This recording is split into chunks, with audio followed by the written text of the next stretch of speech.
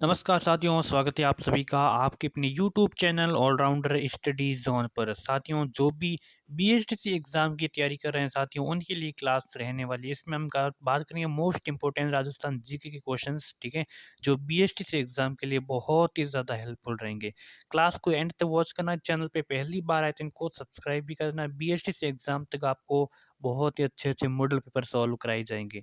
तो चलिए क्लास की शुरुआत करते हैं। पहला क्वेश्चन है कि साथियों, यहाँ पे क्वेश्चंस यहाँ पे 3 इसीलिए दिए रहे हैं क्योंकि सभी क्वेश्चन हैं वो सेलेक्ट करके लिए गए हैं, ठीक है? जो इम्पोर्टेंट मेरे को लग रहे थे कि हाँ, ये क्वेश्चंस हैं बीएसटीसी में आने लायक हैं, उसी प्रश्न को शामिल किए गए ताकि आपको फालतू क्वेश्चंस पढ़ना ना पड़े और टाइम वेस्ट करना ना पड़े, ठीक है?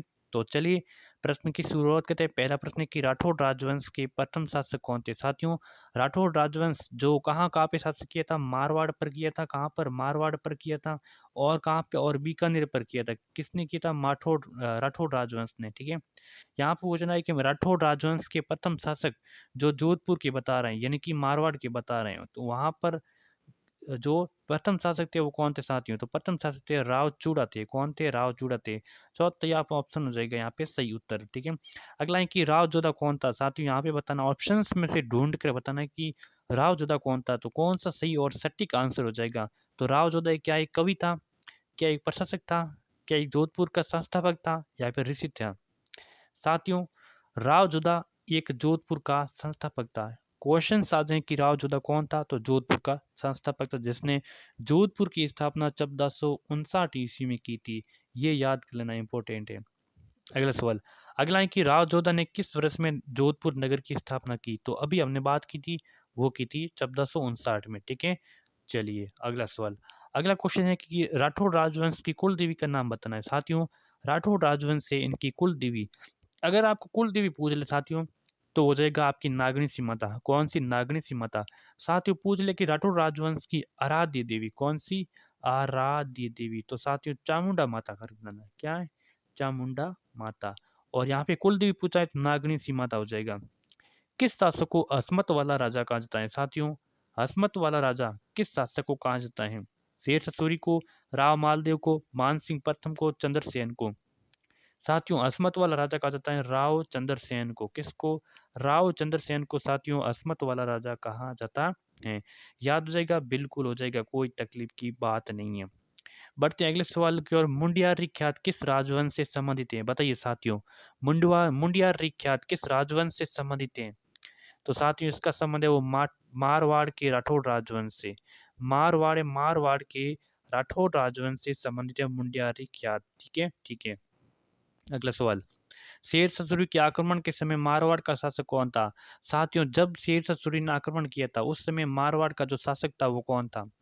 तो बस कौन था? राव मालदेव था। आंसर सी हो जाएगा सही आंसर, ठीक है। अगला प्रश्न है साथियों, सुमेल युद्ध में शेर सूरी का मुकाबला राव मालदेव ने किन दो सेनानियों ने किया था? देखिए, शेर सूरी जो सुमेलगिरी का युद्ध हुआ था, ठीक है, मालदेव और किसके मध्य हुआ था? शेरशाह सूरी के मध्य। तो यहाँ पे क्वेश्चन ये है कि मालदेव के किन दो सेनानायकों ने सामना किया था? कौन से दो सेनानायक थे मालदेव के?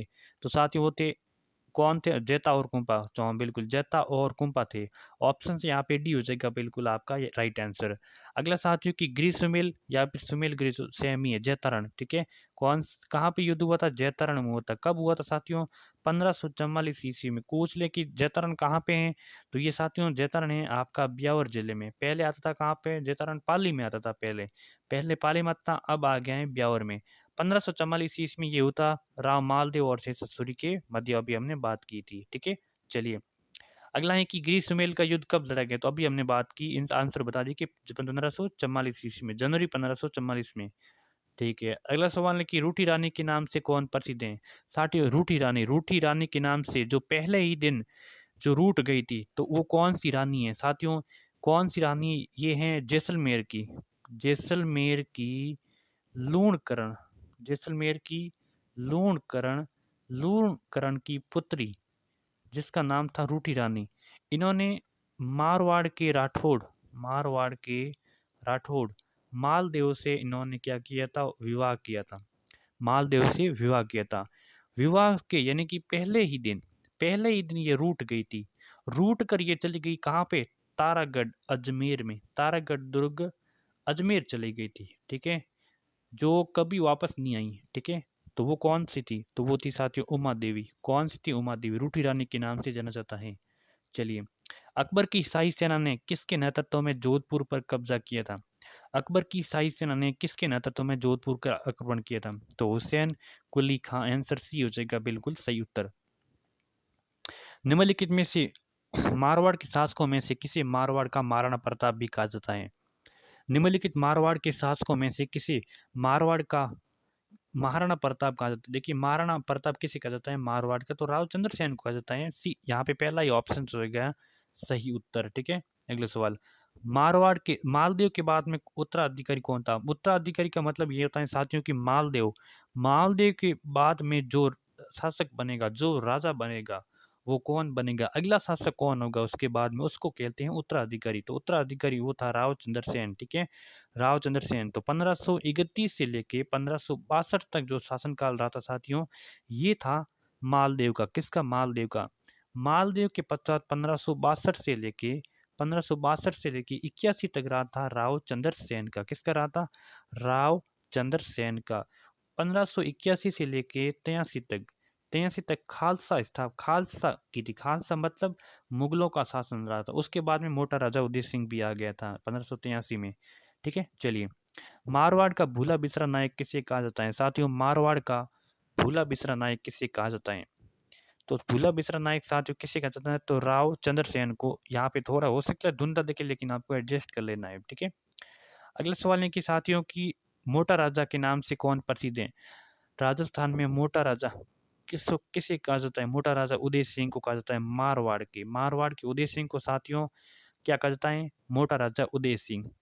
अगला है साथियों की जोधपुर के किस शासक को अकबर ने स्वई स्वई राजा की उपाधि प्रदान की? जोधपुर के किस शासक को अकबर ने स्वई राजा की उपाधि प्राप्त की? साथियों, ये मोटा राजा उदय नहीं, सॉरी, राव सूर सिंह थे, राव सूर सिंह, ठीक है।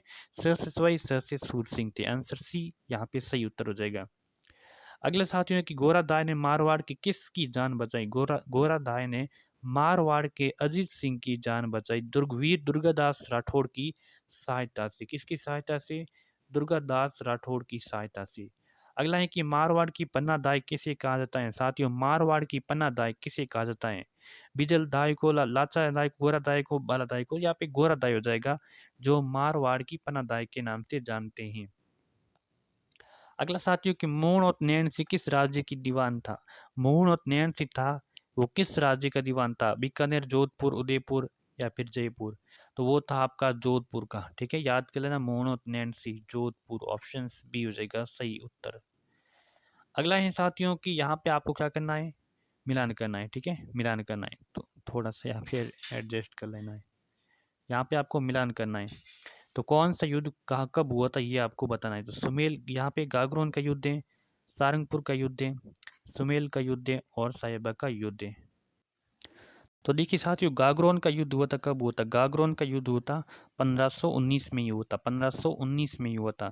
सारंगपुर का युद्ध 1437 ईस्वी में हुआ था। सुमेलगिरी का युद्ध 1544 में हुआ था और पीछे बचा साहिबा का युद्ध 1541 42 में हुआ था। आपको स्क्रीनशॉट लेना है और याद कर लेना है। अगला सवाल है साथियों, यहाँ पे ऑप्शंस की जरूरत नहीं है, आपको मिलान कर लेना है और सीधा याद कर लेना है। महाराज गज सिंह किस राज्य के शासक थे? साथियों, गज सिंह का संबंध किस राज्य से था? बांसवाड़ा, डूंगरपुर, धौलपुर, जोधपुर? तो साथियों, महाराजा गज सिंह थे, वो जोधपुर के थे। कहाँ से थे? जोधपुर की थी। आंसर डी हो जाएगा सही उत्तर, ठीक है। जहांगीर ने दल खंबन या फिर दल थंबन कह सकते हो, दल खंबन कह सकते हो, या सेना के नियंत्रक की उपाधि दी गई थी, किसको दी गई थी? तो साथियों, गज सिंह को, जोधपुर के महाराजा गज सिंह को दल खंबन की उपाधि दी गई थी। किसके द्वारा? जहांगीर के द्वारा दी गई थी, ठीक है, जहांगीर के द्वारा, ठीक है। अगला सवाल है कि 1574 में चंद्रसेन के विद्रोही होने पर अकबर ने उसे दंड देने के लिए किसे भेजा? देखिए, 1574 इसमें चंद्रसेन के विद्रोही होने पर अकबर ने उसे दंड देने के लिए भेजा। तो ये बीकानेर के किसने भेजा? तो राय सिंह को भेजा था, राय सिंह को, बीकानेर की। आंसर डी हो जाएगा सही आंसर, ठीक है। और ये मुगलों का, राय सिंह को मुगलों का स्तंभ भी कहा जाता है, ठीक है, मुगलों का स्तंभ भी कहते हैं इसको। तो आज के सेशन में जितने इंपॉर्टेंट क्वेश्चन हैं सभी अपने आप में बहुत ही इंपॉर्टेंट है, ठीक है? इसको लाइक कर देना, शेयर करना, सब्सक्राइब ज़रूर कर देना और हमारे इस यूट्यूब चैनल के साथ जुड़े रहना है, आपको अच्छे-अच्छे क्वेश्चंस कराए जाएँगे। धन्यवाद।